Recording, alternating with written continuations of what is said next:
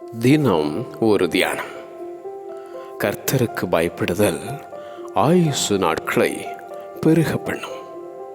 நீதிமொழிகள் அதிகாரம் 10 வசனம் 27.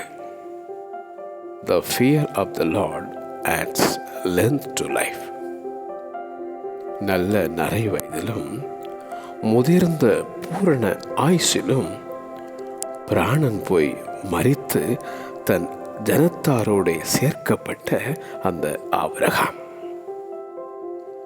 விருத்தாப்பியமும் பூரண ஆயுசு உள்ளவனாகி 180 வருஷம் ஜீவித்திருந்த ஈசாக், அவர் உம்மிடத்தில் ஆயுசை கேட்டார்.